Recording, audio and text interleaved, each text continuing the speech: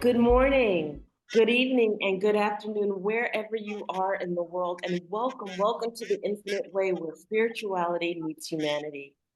And it brings me great pleasure to introduce to you James Munyao, the 2023 and 2024 National Education for Sustainable Development and Global Citizenship Education top awardee in Kenya, and is a leading figure of ESD and GCED, which are the awards I just announced to you. He serves as the ECD and GCD resource person for the Kenyan Commission for UNESCO and is the Africa Youth Leadership and Development Advisor at Leaders of All Nations International. Academically, James holds a Bachelor's of Arts in Communication and Sociology from the University of Nairobi and is pursuing his Master's in Global Ministry Design at Southeastern University of Lakeland, Florida. Additionally, he holds a Professional Post Graduate Diploma in Community Leadership from Alongsiders International, Cambodia. Passionate about social development, James has an extensive experience in project management, community missions, program design, training, and leadership. He founded transformative initiatives like Jumuisha Initiative and Alongsiders Movement in Kenya, impacting thousands of young people. In various roles, including the Kenya Education Management Institute and Africa for SDGs, James spearheaded impactful missions and reaching thousands across Africa. He continues to drive positive change, promoting education and sustainable development. Welcome, James. Thank you so much, Dr. Nolia, for having me today. Oh my goodness, I'm so excited to have you. You bring such a plethora of different varieties of working with the community. You're an awardee. But what I want to start off with is we want to get to know James. Talk to me about James growing up and James coming into his leadership and what motivated you to want to start leading and making changes. All right, thank you so much, Dr. Enolia. I am in Nairobi, Kenya, and I'm so happy to be in this show today. That's a good question you have asked me about. I think, as you can see, I'm not that old in terms of ages. So the things you've Yeah. mentioned there that I've done, I would love to give them a juice of everything. So I think I've grown up in a rural area of Kenya. Kenya is in the eastern part of Africa. Um, and I found myself in high school where I was seeing my friends looking for mentorship from the churches or even youth peers, and I wanted to do something about it. So when I went to the university, I started a program. I started going to high schools for mentorship programs when I was in second year. And in that second year, I was able to reach over 20 schools in the country. So I was mobilizing friends in over the weekends in the university for visits in schools across Kenya.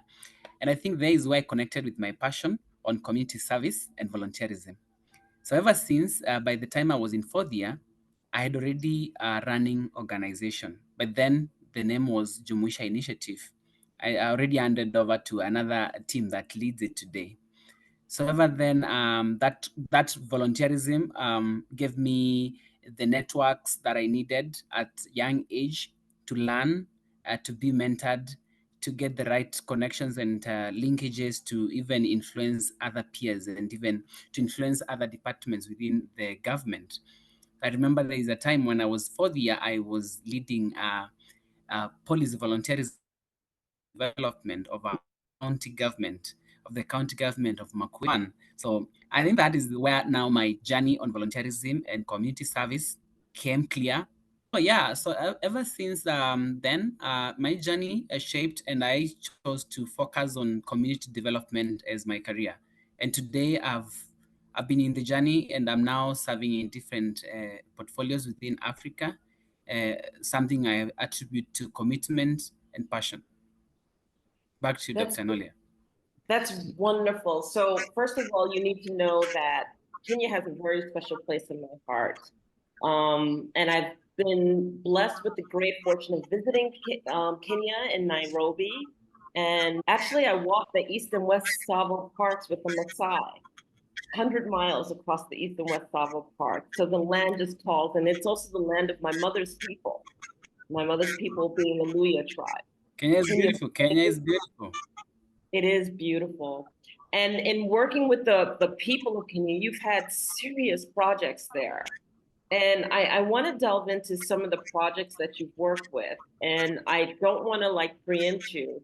So I'm going to ask you to talk to us specifically about your latest project and what you did. So can you set the stage for us? I've engaged on several projects in East Africa and Africa at large, I think around 18 countries that I've been able to travel to engage communities. There are three key projects that are very important to me that I hold so close to my heart because of the impact I saw them transform.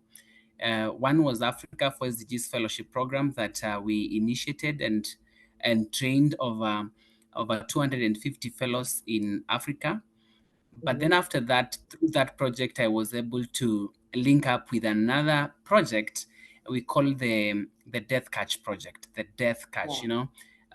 And I won't talk about because I was kind of attracted by the story of the Lake Victoria. I know everybody here, either anyone listening me now, has heard of Lake Victoria. It's among the largest large freshwater lakes in Africa. Yet the women living around the lake have been pushed out of the economy, like benefiting from the economy of the lake. So I think when I visited there, the first time to go there, I was going there to travel with fellows just to visit the region. And I came across this story where we had a woman there by the name Helen Kabiri just telling us that there is a very dire need for lights, solar lights for women. And we're like, what are you saying? You're saying you need solar lights. Yeah. And I think I didn't know in the first case that islands in Africa or even islands in every other part of the world, electricity access, they are cut off from the electricity grid. So you find the Okay. electricity is very expensive for them to afford. Okay. So when she explained that, we were able now to come up with the research to look into what really can we do to help a woman in this island. And Mfangano, if you can also get time to look into it, you find that Mfangano is around a population of around 38,000 people, most of which are HIV positive.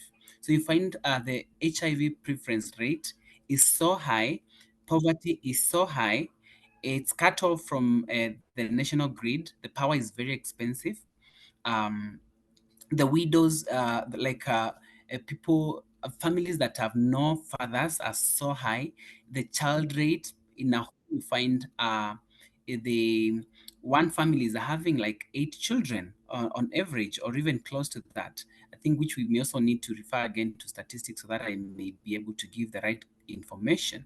So you found there are so many issues that really existed in that island and that still exists today. So I didn't want just to go without doing anything, especially when that woman gave me the true feel of it and I connected with that. So through the organization I was working with, we were able to develop a program. We call it a Women in Leadership, Innovation, and Financial Literacy Program, just to empower the woman. Because we believe by empowering these women, we will have empowered the whole community.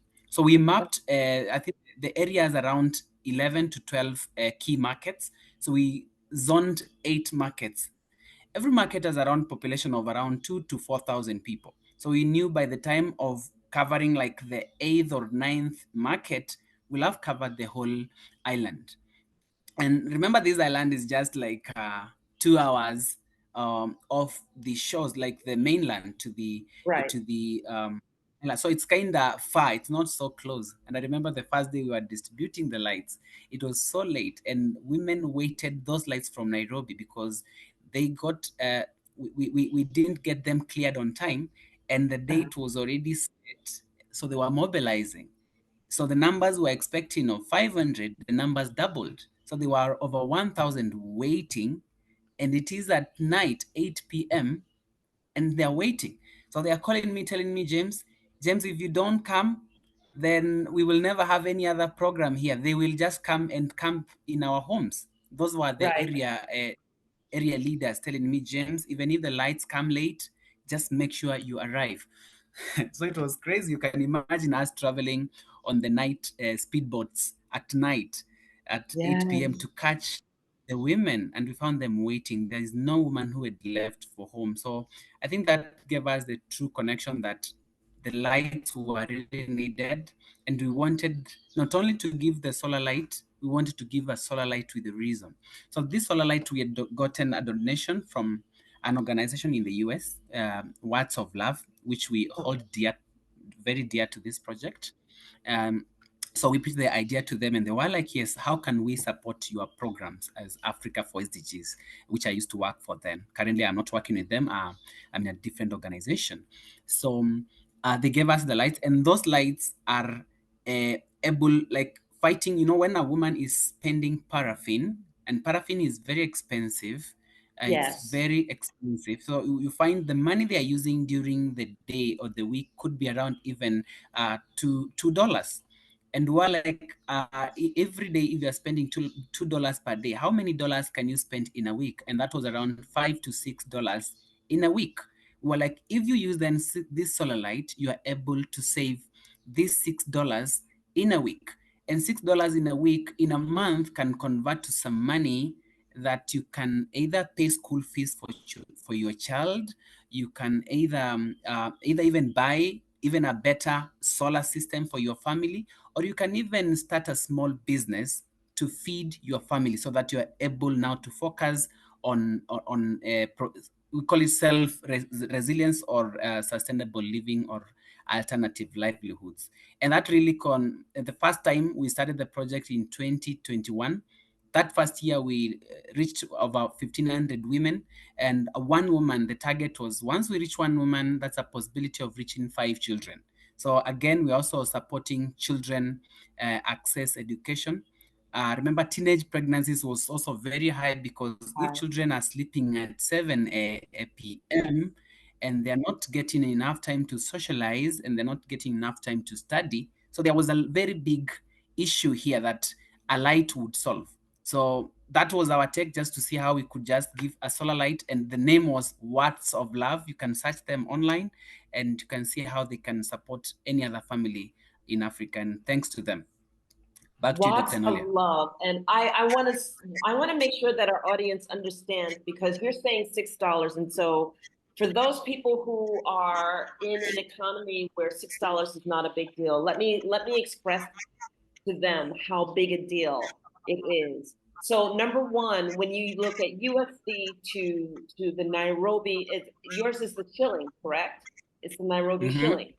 Okay. Mm-hmm. The shilling doesn't, it's like hundreds of shillings, $1, correct? Yes.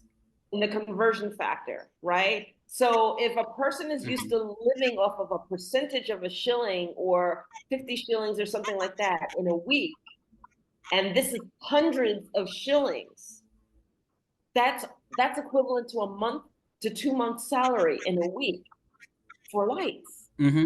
And I just Mm-hmm. want to drive this point home so that people understand, because we say this in passing and people don't get it. And so in order for people to live, and the fact that those shillings, that $6 or $8 can send a child completely to school, can send a child completely to wherever they need to go in terms of eating, clothing on their back, materials for school, feeding a family. They're spending on paraffin for lights. So I want to thank the company that you named in the US. What was their name again? We call it Words of Love. They're in the US, Lots of and love. you could reach them either on LinkedIn or Facebook, just to see how you can. They support missions in Africa. They could support. Yes, I want to thank them. I want to personally make sure that we highlight them and thank them, because they really, really did save a village. And there are many villages that are in these situations. So again, If this interests you at all, please contact me and I will forward you to James if you want to support or just support Watts of Love also directly. James, thank you for sharing that with us. You know, I'm going to deviate and I'm going to go back to the fact that you are this young person that was motivated, highly motivated to work with the community in this way. And I want to also highlight the fact that that is a gift. And most people don't embark on their gifts. The way that we are able to show up in life, you know, some of us are artists, some of us are athletic, some of us are whatever that case may be, but the leadership and the motivation to want to help people and to want to do things for people is a gift in and of itself also. What inspired you? What happened in your life that made you want to rise to the occasion and share that gift? Because, you know, yes, there's leadership qualities that are inherent in all of us, but to bring that gift to the level by which you chose to step up to the plate, many adults don't even want to do, or something has have to happen really devastating. So share with us a little bit about that. Oh, yeah, sure. Thank you so much. Personally, I'm a born of family of four. So at the time we were at as a personal story, it's what inspires me to do what I do. At the age of 10, my family breaks up and I don't know what's happening. And we find ourselves living in a way far away from our village where I was growing up when I was young. And I was like confused, dropped out of school. My education stopped. And all of a sudden, after 2 years break, I got back to education system and I worked hard because then the government policy changed from paid education to free education. So when I got that opportunity to go back to school, I was like, many other people out here may also need to do something. And because someone came to me and inspired me to do something, even when I was young, just to learn, because someone inspired me to do something like for myself, like, James, you have a great future. You need to go back to school and work hard because the future needs you, the world needs you. And I think those words, when I was taught that when I was so young, they pushed me to work so hard. So when I finished the university, I saw my friends and communities out there, even where I came from and where I schooled, issues around things to do with teenage pregnancies, drug abuse, and all that. And someone who had also at some point been so unprivileged, I was like, I think someone needs to act. And doesn't mean to you must be out of age to do something or to have resources to do something. I knew I have my own influence that I could influence people. So when I tried influencing at the university and I was able to mobilize over hundreds of young people for school visits and mentorship programs without money, I was like, okay, then I can tap this influence to something for civic leadership in the country. And there's where, and I talked to my parents. I told them, I know you don't have money to support me, but I believe taking a step is not the same as just accepting the way things are for other people to solve. I was like, I can do something, however little it is, it can influence someone else to join the movement. So through all that, even the jobs that I've worked, whatever I've worked, I've always believed in, if you act, if you just do something, you could influence even your own colleagues to do something. And that is what has driven me wherever I go, even for the programs I've done with the Ministry of Education, the programs I've done in Mfangano Island. I do not come from Mfangano Island. Mfangano is on the west of Kenya, where they speak a different language, and I come from the east, where we speak different languages. But because I chose to go there and act and do something, the communities around those areas and young people around those areas that knew what we were doing joined the movement. And now they are leading the movement. We no longer go to Mfangano. They owned the project and they're already running it. It's already sustainable. So I think I would even encourage any young person out there, as even statistics are saying, young people have they have that civic passion to do something. Let them not wait for resources. I think we need to move beyond the issue of asking or waiting for donation or money, just to acting. Once we act and solve problems, I think there's always someone watching what we do. That could be the government, could be the leader next to us, and could be maybe or a sponsor organization somewhere that can support what we do. But much more is to influence others to act. And that's what I like doing, just influencing every day. Right now, I am training the young African leaders, the yearly program in Nairobi, leaders drawn over from over 15 countries in Africa. And I'm the youngest trainer, I'm the youngest facilitator. All the others are PhD holders. I'm just a master's student who is about to complete. So a trainer was asking me, James, how are you able to be selected as a facilitator for these leaders across Africa? And I told them it's once you have passion and once you act and do something, I think everything shapes up. So it's not been easy though. It's tough as a young person, but I thank God for the far we've come. And I encourage other young people out there to do something, I love whatever it. they I love are. it. Thank you so much Yes. for sharing about that.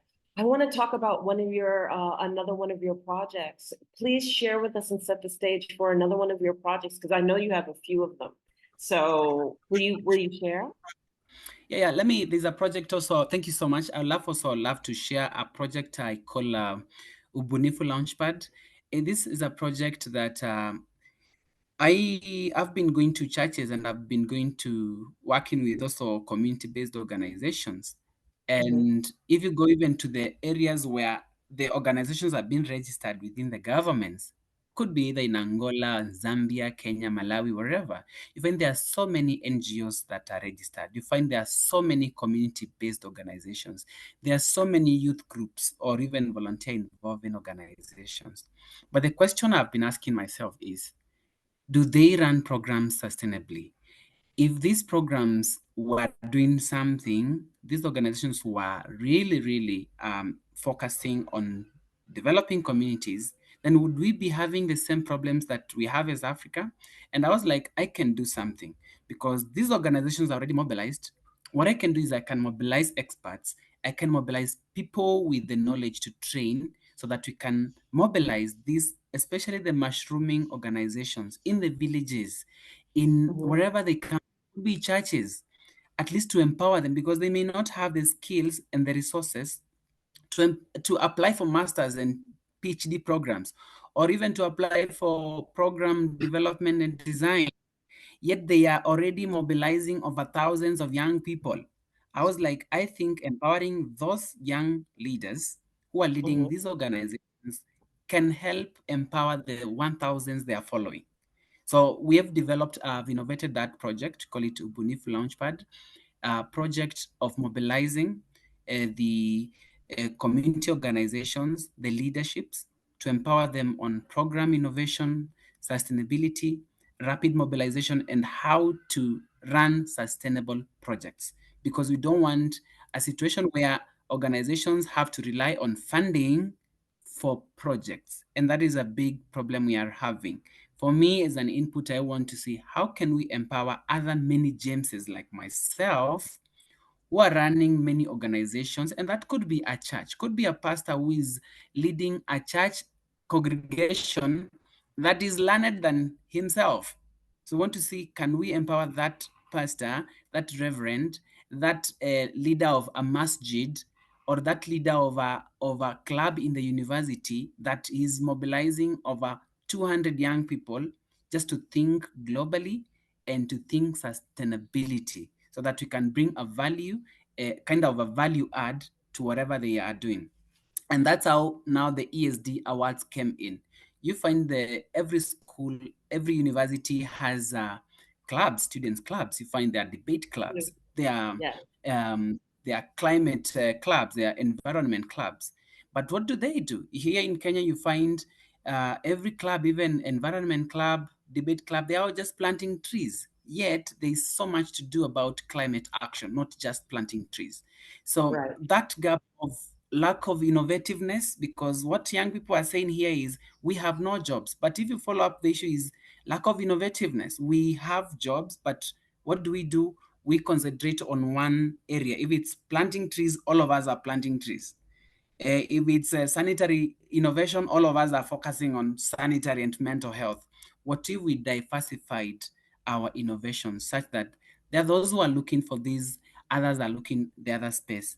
And that is the gap we have mapped and realized that many youth involving organizations and many young clubs in universities and high schools do not have those skills for innovations.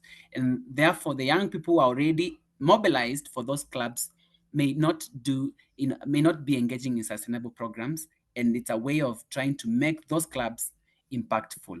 And that project has really supported the ministry. Initially, just to mention, you found a young person innovates a technology, right? And once they innovate this technology, the government it doesn't see the end of the day. You find either that could be any country in Africa. You find that innovation just dies in high school. What happens to that kid if the idea is not able to transform to money? Then that kid Right. stops innovating. They stop innovating, and in a way they say, okay, whatever, if we innovate and our ideas never bring money on the table, and it's money that is motivating us to do it, then they stop. So we're like, can we also advise the government to come up with a strategy, especially through the Ministry of Education, to award these innovative solutions in the country? If a solution is very global and very impactful, then we also recommend the ministry to see how they can pick that idea and have the child or the school test it. If it succeeds, then the project can also become an employment opportunity for the young people. So that's what we advised, and I think now the government is running the ESD awards as a way of supporting these clubs and young people who are innovating within learning institutions. And again, that program is run by Africa for SDGs and the Kenya Education Management Institute, which we also advised. That's phenomenal. That's really, really phenomenal. And when you sit back and you look at the fact that, yes, they're not innovative, what is the education system missing? What is it that turns on that innovation through the regular education system that allows it to keep? Or is it just the fact that it's missing in the education system? So therefore, we're catching students at a later age when the window has already been missed, and we have to double back and figure out these ways to fulfill the gap that should have taken place in the education system early on in the first place? Is it the fact that we're missing arts and what arts and innovation, in the education system? Because one of the things that I notice I'm here in Angola, and one of the things that I realize about the education system here, at least in Angola, is that the extracurricular activities that would afford you to use your imagination and use the things that would have you think out of the box, that are creativity, are missing in the educational system. I have my nieces and nephews come over here, and we sit down and we play music and we draw. And that gets them to think outside of, like, this is what I have to do. Here are my chores. Here's what I have to do, right? And they love coming over here, and they'll come over here every day just to draw, just to play music, just to do these things that they don't typically get their hands on when they're in school or when they're at home or whenever.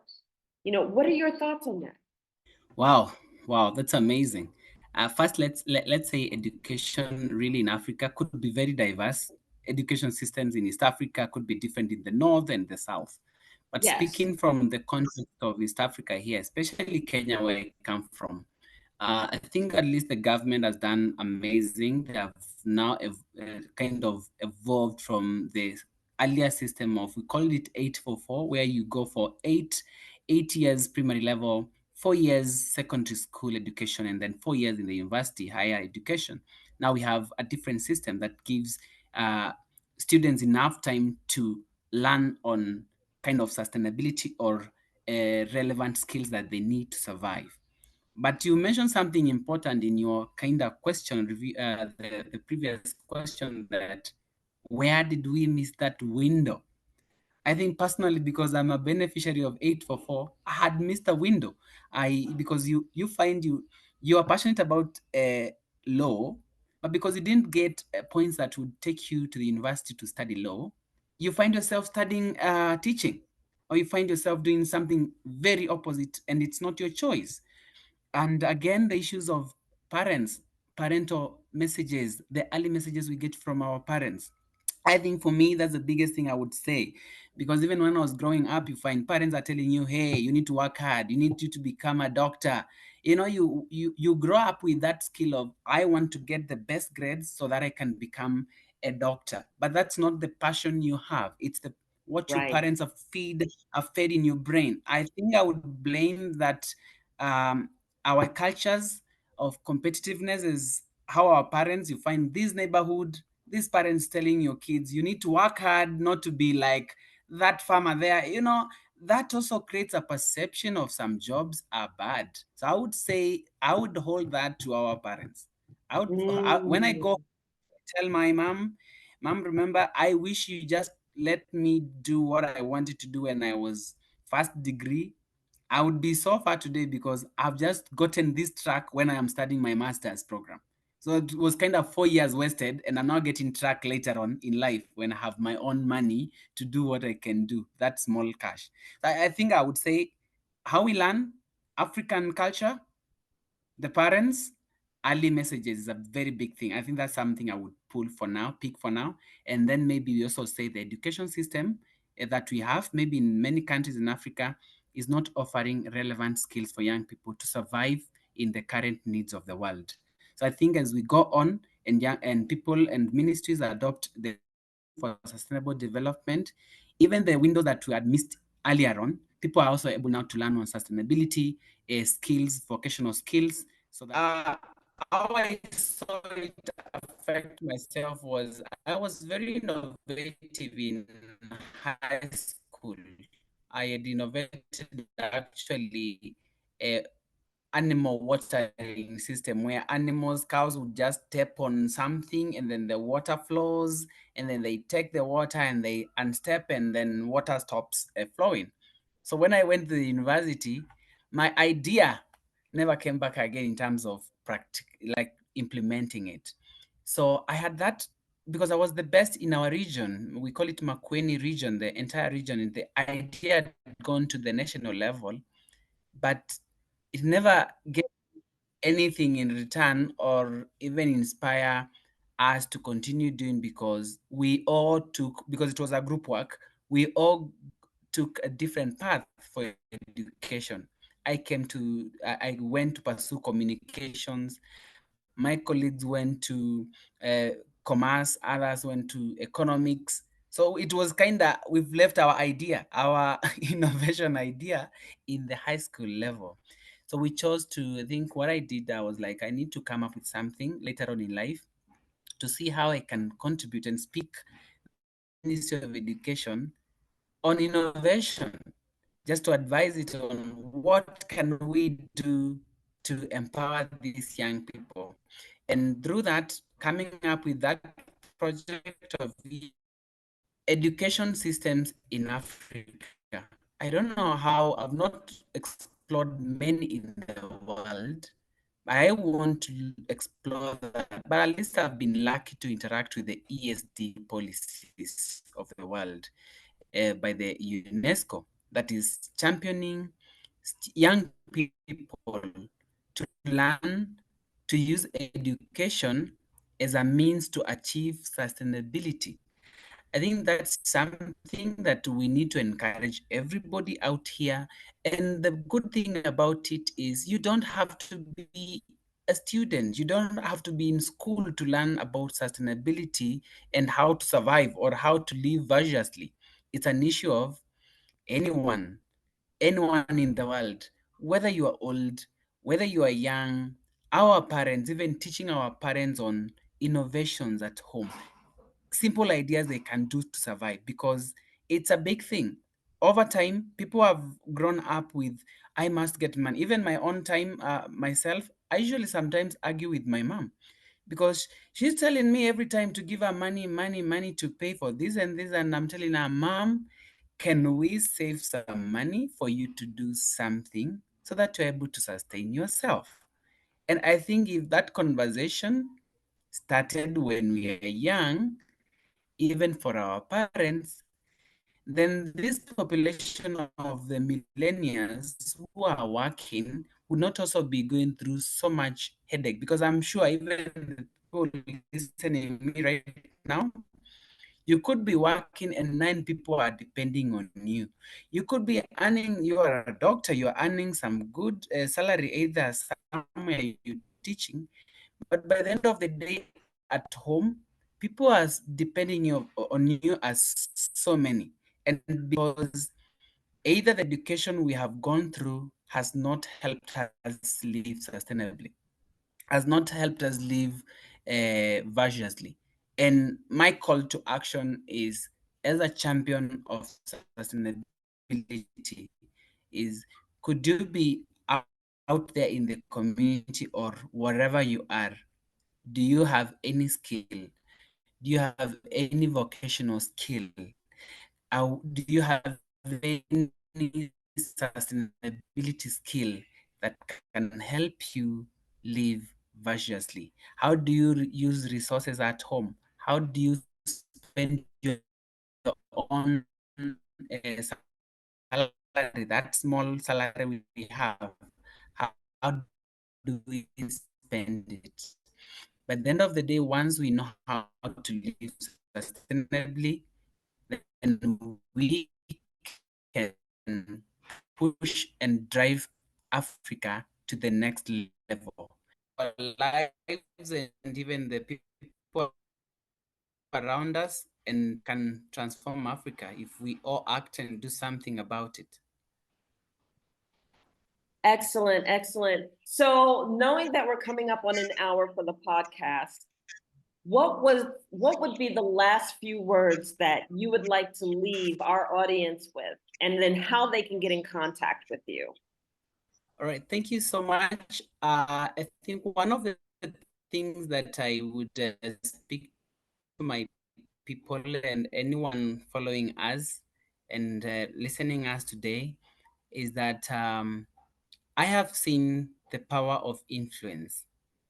As long as you have something that can transform some, you just need to do it, and do it passionately and in the right way. In the right way and passionately.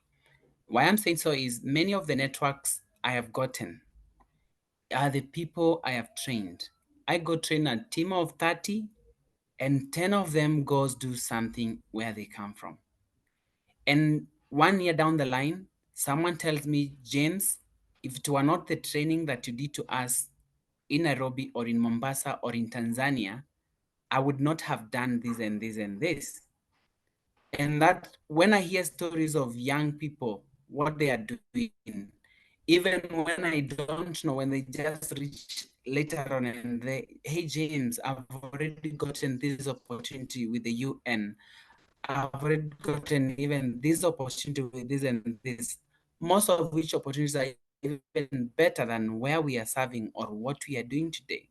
That encourages me to do whatever I do today. So I look forward to working with anyone, any youth group, any organization, any institution across Africa that needs us to support them to come up with sustainable models, or even to mentor their young people and leaders on sustainability and how we can scale it in our communities and nations. I'm accessible either on email, and my email is, I'm also on LinkedIn, James Munyao. I'm on Twitter, X, that is James Munyao again. I'm also on Facebook, James Munyao. You can write me a message. Let's interact, let's network, let's learn from each other. I look forward to your impacting also the world, and I wish you all the best as you serve Dr. Enolia. And everybody watching us, I wish you all the best. Thank you for having me today. Back to you. Thank you so, so much, James. I'm so grateful for having you on. This has been another episode of The Infinite Way, where spirituality meets humanity, and the inspiring story that you just heard from James Munyao. If you feel so touched, please share his story. Please look for his information in the description box, contact him and reach out. And if this story has moved you, please, please, please subscribe. subscribe and learn and hear about the many stories across Africa, across the world that are taking place right here, that inspire you and that allow you to engage. So thank you so much, James Munyao, and thank you to our studio audience, and subscribe and like us, and we'll see you next time for another episode. Take care.